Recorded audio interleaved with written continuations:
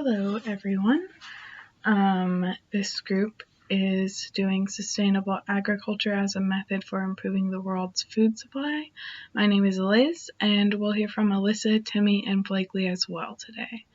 I am going to start us off with some background information for us today on conventional and sustainable agriculture, as well as diversity and the food supply chain. To start us off, conventional agriculture is the main focus of making as much as you can with as little space as possible, using synthetic chemicals and fertilizers that pollute and shrink the natural environment. It has nothing to do with if it's healthy for us or if it's able to support an ecosystem. It's purely out of gaining money in mass production. On the flip side, sustainable agriculture is crops produced without synthetic chemicals or fertilizers and across a widespread open space, and it's very soil enhancing and promotes biodiversity, as well as not worrying about how much is produced. Whatever the season is what you're able to produce, and however much you're able to produce is what you have to give. To go along those lines, biodiversity is what happens in the soil and the ecosystem through sustainable agriculture. So the more variety in fruits and vegetables that you're producing, the more full the soil will be with nutrients and the things that provide natural environment and habitats for animals and other creatures. And then the last thing that we're going to talk about is the food supply chain. So that is how our food goes from in the dirt on farm all the way to your kitchen table on a Saturday night. Usually it will start with just digging it up, and then fun stories. I actually personally was able to work at a food supply production company for a couple months, and so we took those dirty vegetables, we wash them, we prep them, we package them up, and we send them back out to grocery stores and restaurants, and they're able to use that however they want to, and they can sell it however much or little.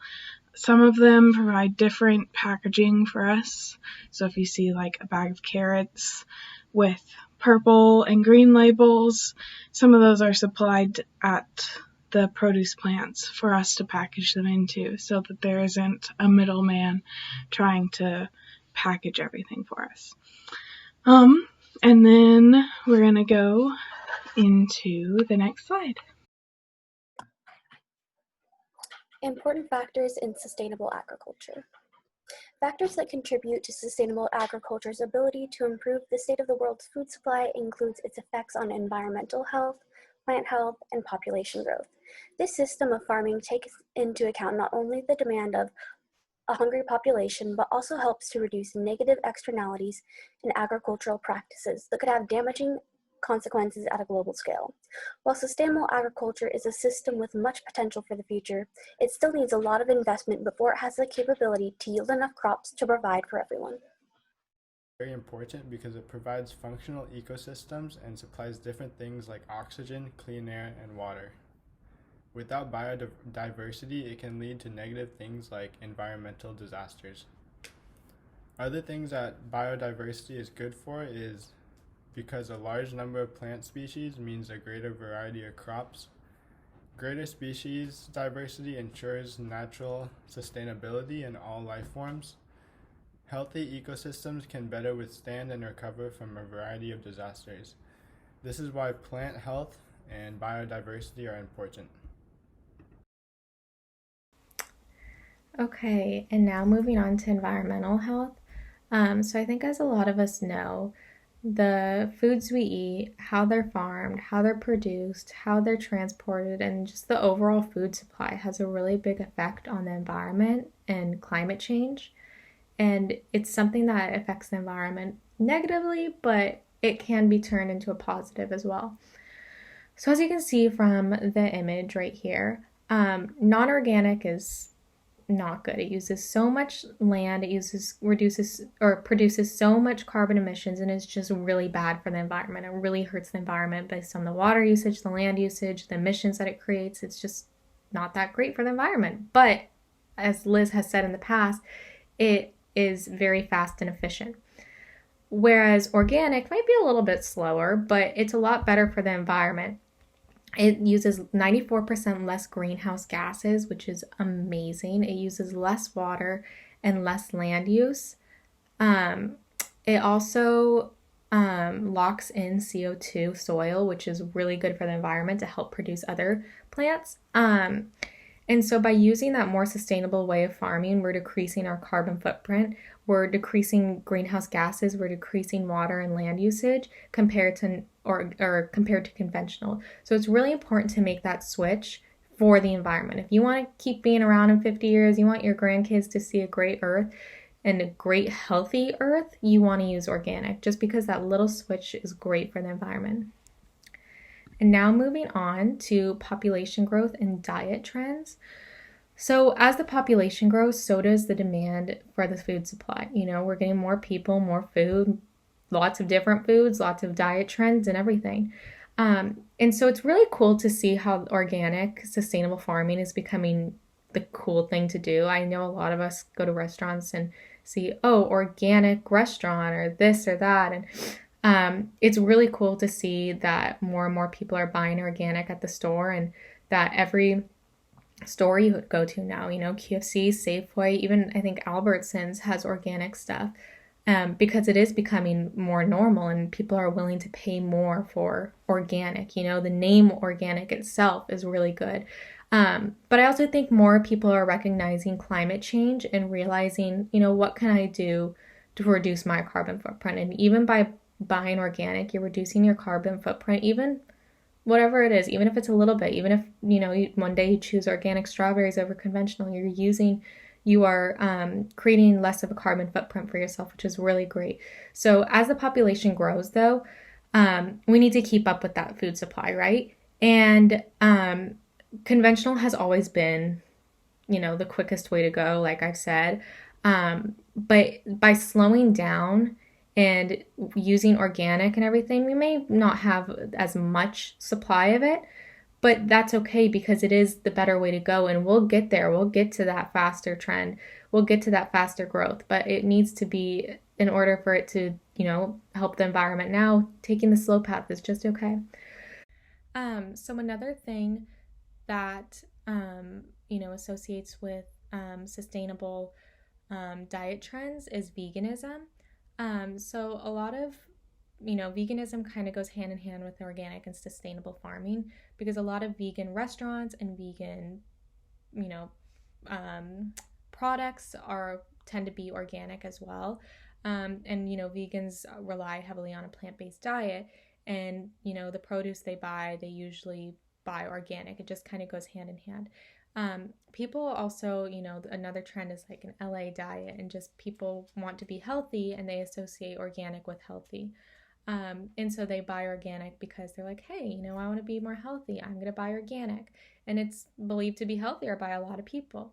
As you can see from this chart as well, is the amount of people who have signed up for Veganuary in the UK over the years. And not only is that people who have signed up for Veganuary, but it's also people who have bought more sustainably because they are, using more sustainable ways of farming, veganism. Again, it goes hand in hand. So it's really interesting to see how trends like, even it goes to keto and gluten-free, how, those trends and everything, or even special diets, whether it's an allergy or a trend or whatever it may be, it really relates to organic and sustainable farming. So it's great to see that they go hand in hand. And now we'll move on to the next slide. When it comes to crop yields, conventional farming utilizes a high input method to maximize profit, while sustainable farming relies on a low input method to produce plants that are healthier and better for the environment. High input methods rely upon the use of fertilizers, pesticides, hormones, and antibiotics to sustain the cultivation of monoculture. This high number of inputs in a conventional farming system makes the process of farming far more reliable and predictable, as well as repetitive. Additionally, the high amount of mechanization in conventional farming allows for capital, aka the investment in machinery, to replace labor, aka hours of manual labor, which results in a far more profitable and efficient system.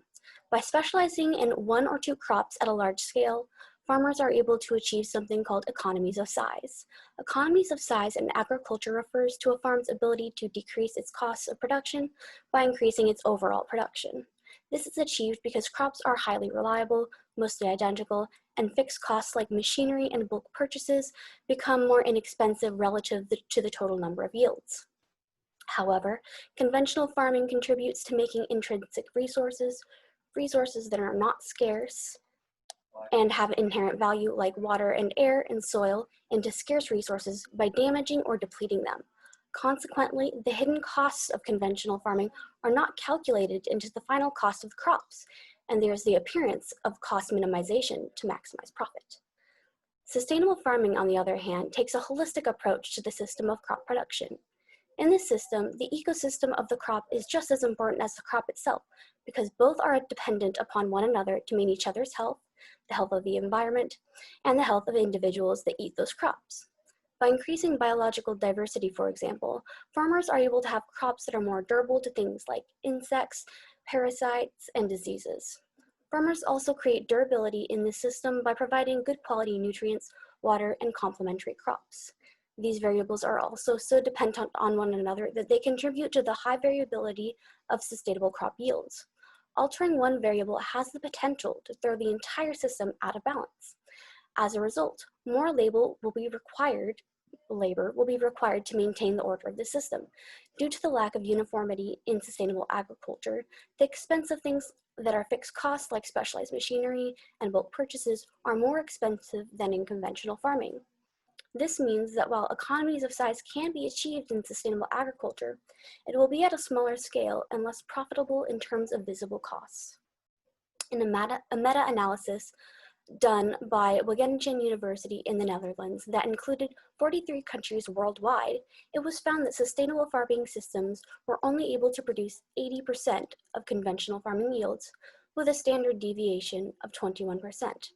As a consequence of the significant difference in yields, sustainable farming would require more land than conventional farming systems to produce the same amount of crops. The primary reason therein why conventional farms are preferred to sustainable farms in agriculture is due to crop yields. In order to meet regional, national, and global demands for food, farming systems must be able to produce a sufficient amount of crops.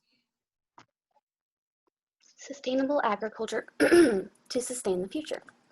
At the end of the day, the cost of land necessary to close the yield gap between sustainable agriculture and conventional, as well as closing the gap in visible costs, is nothing compared to the consequences of maintaining a conventional system of agriculture. Sustainable agriculture makes more nutrient-dense and healthier crops that do not create negative externalities by damaging soil or by harming other animals and people with pesticides. The negative externalities of soil erosion, water contamination, pollution, pesticide use, and low nutrient crops in conventional farming has not been entirely quantified at a large scale. These negative externalities could very well threaten the food security and health of future generations. Sustainable agriculture, on the other hand, is a system based on the well-being for living organisms, which not only makes it the more ethical choice for farming, but also the most durable and secure. In a world where the population is set to reach 9.7 billion by 2050, now more than ever, we need to consider a reliable and self-sustaining approach that is able to provide food for these people, not just the people of the present moment. Closing the yield gap is within our reach, but more time, money, land, and innovation will have to be invested into sustainable agriculture before this can be achieved. Once the yield gap is closed, the degradation of our environment's health and our own health will be reduced substantially. This will help pave a way for future generations in applying a more holistic approach to life that considers the well-being of not only the farmer or the consumer, but the plants, the bees pollinating those farms, the people eating those vegetables, and the billions of people in the future that will also need to eat. Thank you for taking the time to watch this video. We hope you learned a little bit about sustainable agriculture.